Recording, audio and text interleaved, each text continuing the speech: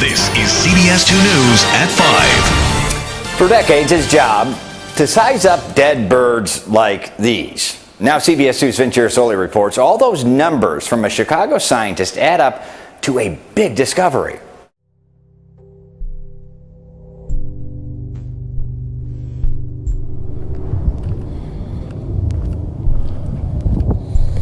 Oh, stench is awful.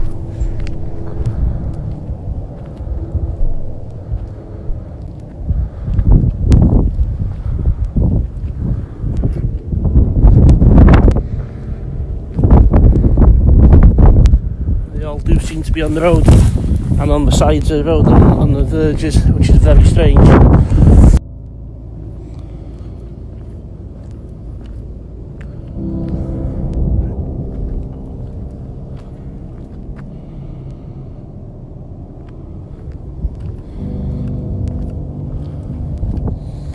Oh, stench is awful.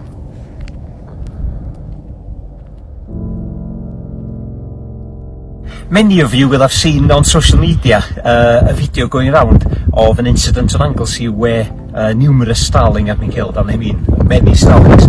We don't know how it's happened, but I'll show you the scene. So we're just outside Bodneddar here by Llyn Lake, and as you can see on the road here, there's approximately 225 dead starling on the road itself, and many others along the hedge on either side of the road. No starling apparent, starling apparent in the fields on either side, which is very strange. So we got officers now from the Animal and Plant Health Agency here who are going to seize some of these starlings with a view to having them examined for looking for poison, for example, or looking for any other thing that might have killed these animals. So it's happened yesterday evening at about 20 to 4 p.m. So if you have any information, if you might have seen anything happening here, because it's very strange, please let us know. John Sewale has been a fisherman nearly all his life. So was his father and grandfather too. It's how the bills get paid. But he says something's not been right for a long time on Lake Victoria. The water is warmer than years before. This is the first fish he's caught in hours. I am worried. Every time I come to fish, I catch very little. It's sad. Sometimes I don't get enough to properly take care of my family. Scientists warn life in Africa's largest freshwater lake could die if the warning signs continue to be ignored. Fishing is one of Uganda's leading export earners. If the fish in Lake Victoria continue to disappear, it's not only the economy that will be devastated, but entire communities for generations to come.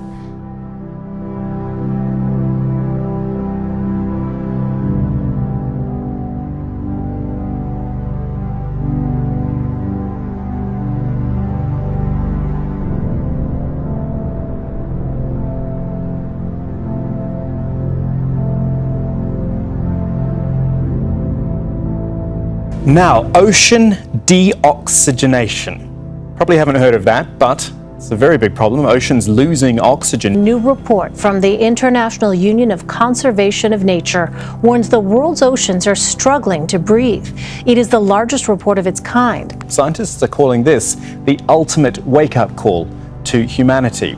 Why? Well, the ocean represents 97% of the physical, habitable space on the planet. It is central to sustaining all life on Earth. The report found the loss of oxygen from the world's ocean is increasingly threatening fish species such as tuna, marlin, and sharks. This is a different sort of effect which we might not have considered before. Correct. So it's a different type of crisis. It's the crisis of the ocean. And it talks about different zones. Now, is that in different parts of the world? Is that at different levels of the sea? Tell us how it actually then affects the marine life in turn. Okay, so what we're seeing, or what we've seen, is actually a decline in 2% of the global oxygen level. They have been reduced by 2%. And it doesn't sound like a lot, but just these two small changes will have enormous implications. So those oxygen-rich and which are favorable conditions to some species will shrink. These are shrinking, these habitats. But also we are altering the energy and biochemical cycles within the ocean. So this is all those different parts of the puzzles are coming together. we're already seeing the changes, and they're drastically, all the alterations that we've done to the oceans. Really interesting talking to you about this. Minna Epps from the International Union for Conservation of Nature. Thank you.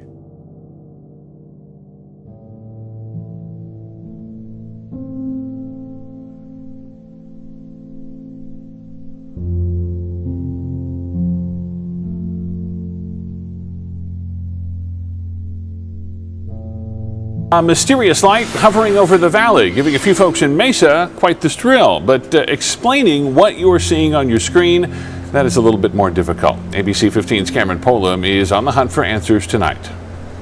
It was about straight up over here, and it went straight that way. Stopped. From outside their Mesa home, DJ Mayer and Carrie Burnett shot this video Sunday around 9 p.m. And it started kind of moving diagonal across, trying to figure out which way it was heading.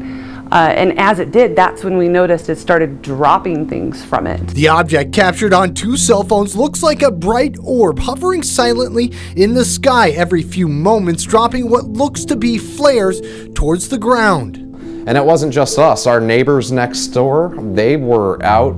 They weren't even filming. They were more in amazement, like statues just sitting there watching it. DJ immediately posted the video to Facebook, and the comments rolled in, but none had an explanation for what they were seeing.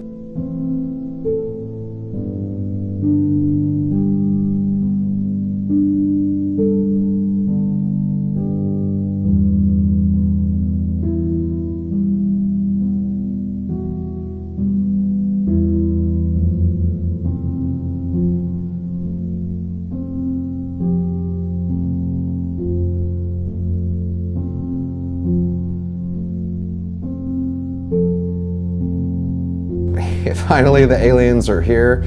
Wow, that's crazy. The entire event harkens back to 1997 and the mysterious Phoenix Lights, one that remains in hot debate even today. We reached out to several aviation experts who theorized the lights seen Sunday could be from parachute flares used by the military, or even helicopters or other aircraft dropping flares during training. In fact, the outlaw military operations area sits not far from where the video was shot, but video found online for those types of exercises just doesn't seem to match. Oh, no navigation lights. Even the military has to have navigation lights on. That's an FAA rule. We reached out to the FAA, Luke Air Force Base, and the Army National Guard, but none could say for certain what it was. And tonight, our guess is as good as yours. I know what I saw, and I don't think that it was from here, and I think it was definitely something else.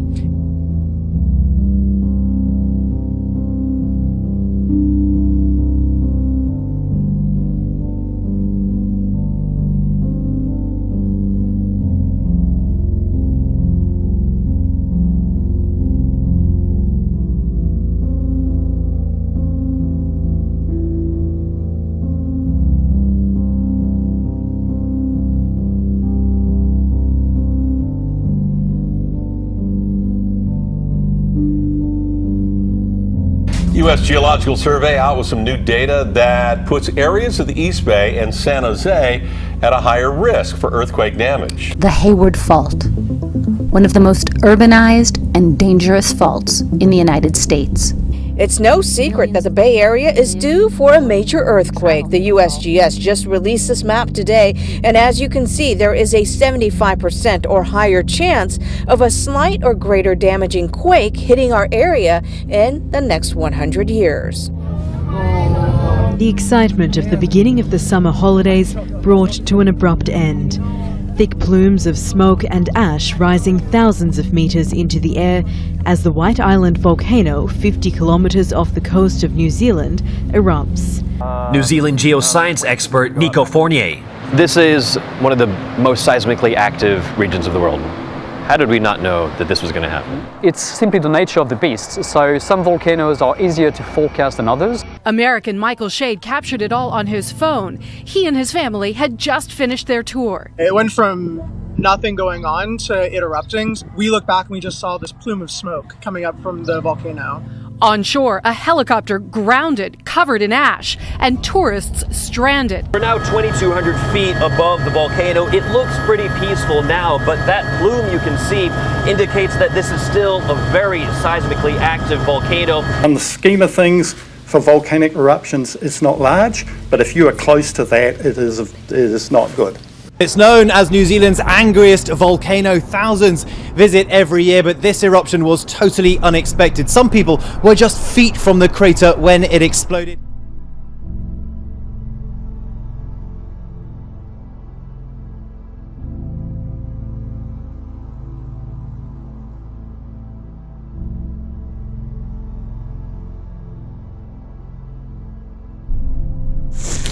For over 40 years in a Field Museum lab, David Willards measured birds, dead birds. Over 70,000 at last count. Everything in this drawer has hit a building in Chicago.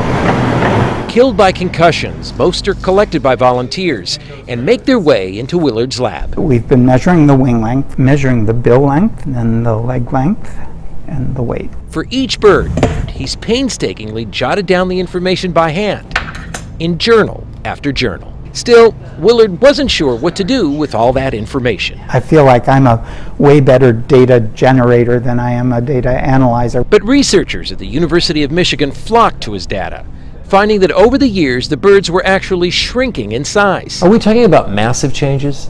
No, we're talking in some cases, tenths of millimeters, but across a big enough sample that it actually is meaningful. Overall, their length and mass has dropped about 2.5% in that time. May I take the measurement? Yeah. What would I have to look for? I'd have to get it under the wing? Brace it. I'm not very good at it. Researchers conclude it's nature adapting to climate change. As the breeding grounds of these birds are getting warmer, it may be advantageous to be smaller. Willard's records also found wing length increased by 1%, which could indicate birds are flying farther to find suitable places to breed. The more examples of what it's actually doing to wild populations of things, the more we'll be able to put it all together and have a better sense of what the future is going to look like. One of the next steps in this research is to examine the skeletons of these animals to see what that can tell us about the changes in bird populations and the world around us.